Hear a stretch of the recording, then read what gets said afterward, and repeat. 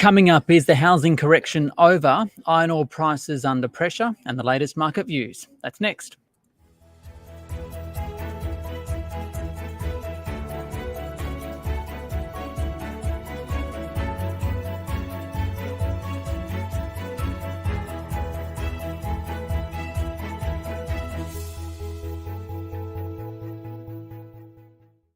It's your daily 10-minute business and finance news wrap for this Monday, the 24th of April 2023.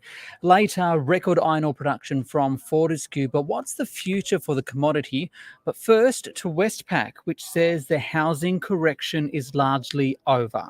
After falling 7% nationally in 2022, the bank now expects prices to be steady this year before rising 5% next. That's across the country.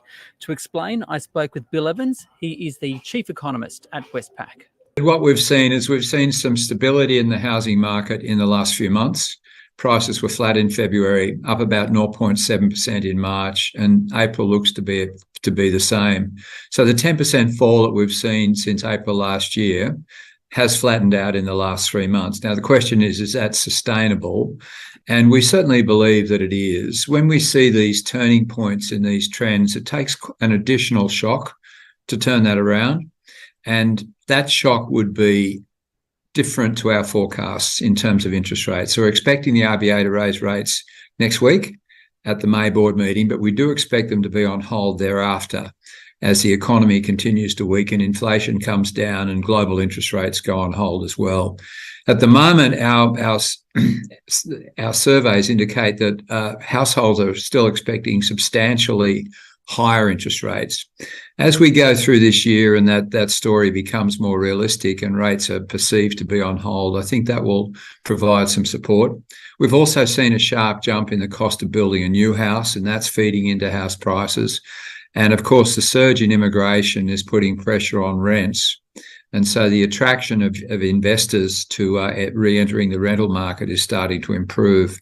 So there's a lot of factors here, but clearly affordability remains a major constraint. And that's why we're not expecting to see any major surge in prices, just stability. While consumers are expecting a near-term rate rise, we've still got the mortgage cliff coming on. So a lot of people coming off those fixed rates to variable rates. There's also the fact that we haven't seen the full impact of all the rate rises hit the economy. How's that flowing through the house prices?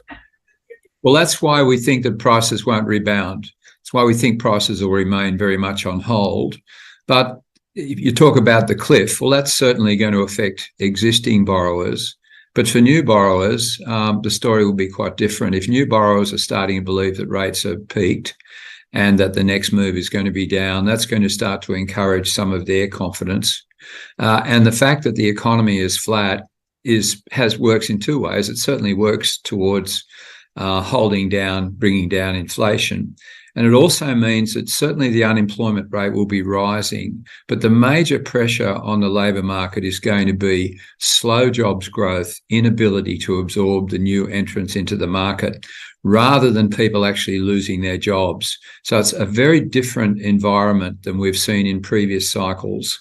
When the RBA goes on hold, prices continue to fall because the economy is weakening and the unemployment rate is rising and people are losing their jobs.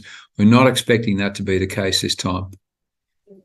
What will this mean for rental markets, though? New statistics from the Bureau today show that rents, especially those paid by new tenants, are up 24% since the onset of the pandemic. So obviously that tight market, will it become even tighter? Yes, of course it does. And vacancy rates are now at record lows in virtually every city apart from Melbourne. And Melbourne's falling very rapidly as well, particularly with the foreign students coming into the market. So if you're an investor, you're currently looking at the huge uncertainty around equity markets with the credit shock that we're seeing coming into the US and a likely recession there. You're going to be very attracted to the idea that rents are very high, and as an investment property prospects will start to improve, I believe. Of course, the other factor is that with higher rents, some people may be motivated to move out of the rental market and to actually start wanting to buy a property. So those factors, I think, are supportive of our view. The big negative is the affordability story, but I think these other factors are going to be enough to give us stability until next year, when the Reserve Bank is cutting rates, and that will be a function of the weakness in the economy and the falling inflation that we're seeing right now. They're following up. And that is Bill Evans from Westpac. Let's now go to the Australian share market, which did fall on the first trading day of this shortened week. The S&P ASX 200 down 0.1%, 7,322. For more, I spoke earlier with Scott Phllips from the Motley Fool. Today, the resources companies, energy and materials, really struggling. Most of the rest of the market actually doing pretty well. Finance, healthcare and consumer stocks all up pretty well. We do have a public holiday here in Australia tomorrow, but there are still a few things that will influence the market in the coming days. So let's firstly start talking about the US profit reporting season. What's expected?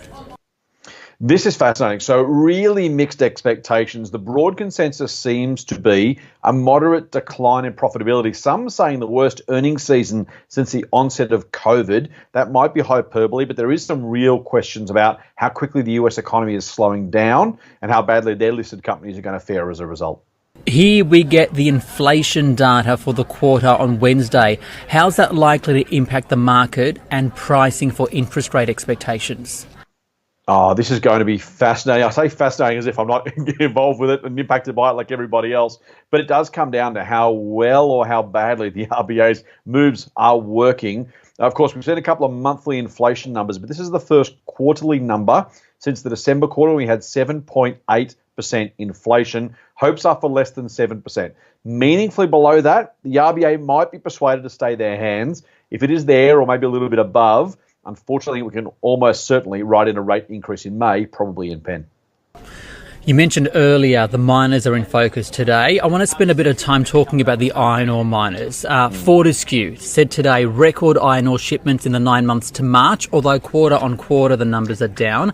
And it comes as iron ore prices slide. We heard from the likes of BHP last week, which said demand from China and India will underpin commodity demand. So putting that all together, what's your take? So I will disclose up front, I own some Fortescue shares, but more importantly, you're right. The good 9-month number, tough quarterly number. Fortescue, of course, going to open a brand new magnetite mine pretty quickly, and that'll come up on stream as it goes forward.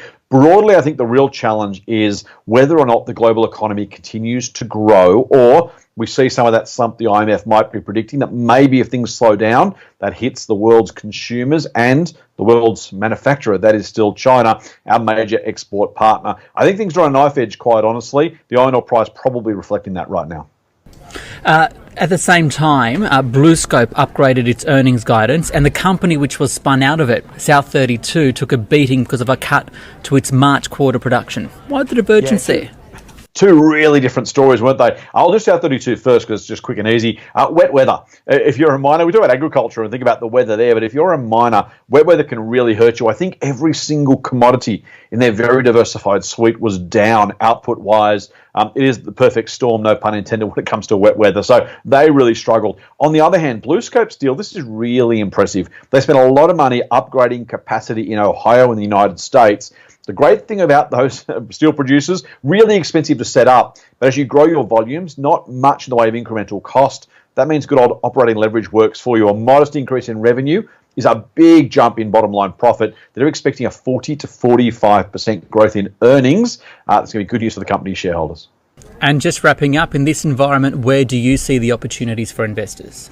Really good question. I still think there's plenty of opportunity for individual stocks to be picked in retail and tech. I don't know, I'd go thematically right through the lot, particularly in tech. There's a lot of babies that were justifiably thrown out with the bathwater, but there are some really good businesses there that I think have been hit by sentiment across the board. The same for retail. Even if we do have an economic slowdown, there are some trading on single-digit PEs, maybe very low double-digit numbers. Those are two areas, I think, for the maybe the risk-tolerant investor, someone prepared to do the legwork. There's probably some good opportunities in both those sectors. Scott Phllips there from the Motley Fool. This SBS On The Money stream is provided for informational purposes only. The content in this stream should not be understood as constituting advice or a recommendation. It is not personal advice and it does not consider your personal circumstances or objectives. You should contact a licensed professional before making any financial decision.